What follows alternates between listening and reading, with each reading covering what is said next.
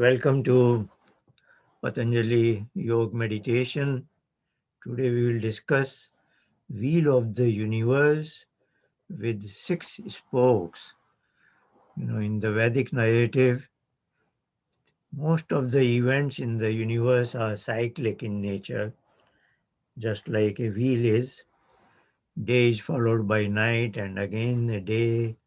So like there is a cycle of day and night, the cycle of a year with so many seasons. Similarly, for an individual, birth and death is also cyclic. So we are all in this universe at present. The death is inevitable. We will die one day and then we will be back here again in the next life. And even prior to this present life, there was another life when we died and now took birth. So that's the way it is looked at. So in the context of Patanjali's education, there is a term what is called Klesa. Again, this is a term used in present Indian languages, usually for pain and suffering. But this is a technical term in Patanjali's teachings. Probably it can be translated as hindrances. Or we can look at it as certain deposits in our mind. One part of our mind is called Ahamkara. In one of the previous presentation, we have seen the Vedic concept of mind with three units, namely intellect, that is closest to me. The next is Ahamkara, that is memory or storage device, where all the past data is stored. Knowledge, experience, and action, all those impressions are lying there, even from the previous life. And then this is called linkage, manas, that connects to our five sensory organs and motor organs. So this is where we have certain deposits, unit called Ahamkara. This is from past, in the present life, the previous days and weeks and years, and also could have certain deposits from past life. So now coming back to the present slide, yeah. So there are two. Klesa is a family. There are five of them. We are not going into that at this point. In particular, there are two are Raga and Dvesa. What Patanjali defines it as Sukhanu Shayi Raga. So, if I have had a pleasant experience, which I enjoyed, then it leaves an impression in my unit Ahamkara that there is a craving. I like to enjoy it again. So that craving or passion is called rag. Similarly, if there was a painful experience, what is called dukkha, then Sukhanu Shayi Dvesa, meaning then it also leaves an impression in my unit of Ahamkara, that memory, storage device. And here, whenever there is a likelihood of that experience, I want to get away from it. So that tendency to get away from what I characterize as painful is called dvesh. We can translate it as aversion. So this is related to our past experiences, which are lying in our unit of Ahamkara. So that unit of Ahamkara and these deposits can also be seen as in the according to the law of karma. Any action that I have performed has makes an entry in the ledger book of karma. you know so unless all these dip, balance is not brought to zero, I have to come again in this world. Okay, so let's look at the six spokes of this wheel. So rag and dvesh is the driving force. Because they are the deposits in my memory device, I have to take birth again. And when I am in the world, I conduct myself, I perform actions.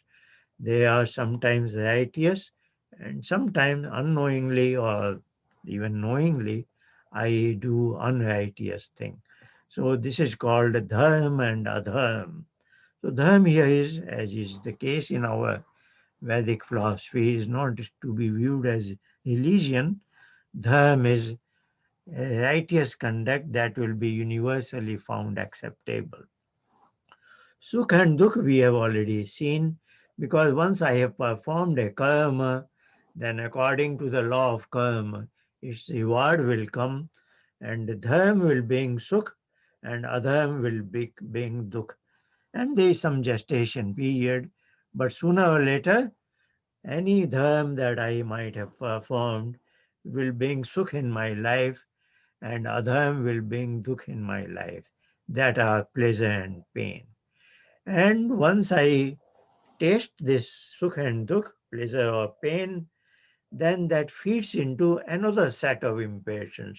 They again leave their impressions, that is raga and dvesh. So this is the cycle. So raga and dvesh is a first pair. In because of these deposits, I perform certain actions, that is dharma and adharma, and because of the law of karma, my actions being the reward in terms of sukha and dukkha, and they also leave an impressions, and those impressions are raga and dvesh. So this becomes a cycle. So this is what is mentioned. Pleasure and pain again now feeds into another set of impressions, new passion and aversion. Thus, the wheel keeps moving, causing the cycle of birth and death.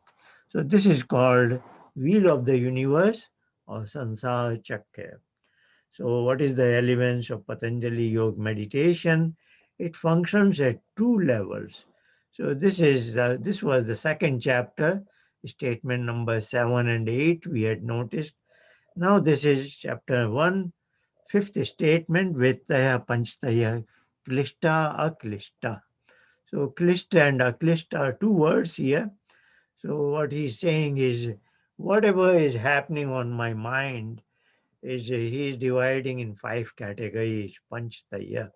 But we will not go into these details at this point. But then he says they are originating from either they originate from Klesh or they do not originate from Klesh. So once it is originating from Klesh, it is called Klishtveti.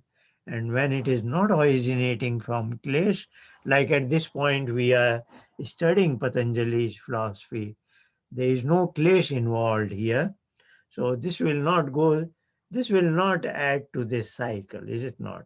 So the Klishtveti, when I have definite intention to gain certain sensual pleasures or aversion, raga, dvesh, that gives rise to Klishtveti. So Aklishtveti, so what is Patanjali saying is we first not be driven by passion and aversion. We are careful that we do not like clash to be exploding, we want to minimize its effect and be careful at that stage that am I performing under the due to the clash or not. We have to be careful. So this is what is his teaching at level 1. At second level he says deep in meditation even the seeds of clash will get burned. So when we are good in the meditation practices, the clash will get burned, there will be no deposits, then balance in that account is zero, then I don't have to take birth again. That is called moksha and liberation. Of course, somebody may say, I enjoy living in this world, I don't want to moksha, so on and so forth. But even then, this is a valid, good strategy. This will keep you away from day to day pain and misery of life. Even if you do not want liberation, are not interested in moksha, but still, this path is very useful so that your day to day life is less of pain and misery. So, that was our today's presentation.